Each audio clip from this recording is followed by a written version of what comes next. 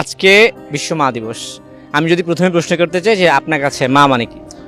মা মানে আমার কাছে অনুভূতির সর্বোচ্চ স্থানে যাকে আমরা জায়গা দিই, যার কারণে আমরা পৃথিবীতে আগমন, সেই অনুভূতির নামই হচ্ছে মা আমার কাছে। আপনার মা সম্পর্কে এমন একটা ব্যাপার বলেন যে হয়তো বা খুব বিরক্ত হন কিন্তু খুব মিস করেন বা দেখতে ভালো লাগে যে আমার মায়ের কাজটা করে, মানে একটা প্রত্যেকটা মায়ের একটা আইডেন্টি থাকে।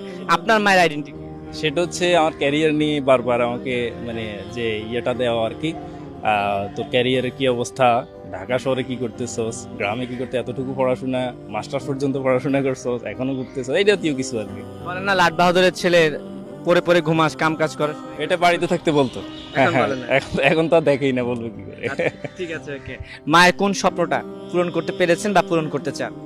মায়ের স্বপ্ন ছিল বিসিএস ক্যাডার হবো, সেটা তো পূরণ করতে পারি নাই। আর এখন স্বপ্ন হচ্ছে ভালো ব্যবসা বাণিজ্য করব, দেশের বাইরে সেটেল হবো বা দেশের ভিতরে এক্সপোর্ট ইম্পোর্ট বিজনেসের সাথে জড়িত থাকবো, এটা মায়ের স্বপ্ন। মাকে নিয়ে কোনো বিশেষ অনুভূতি বা গল্প আছে?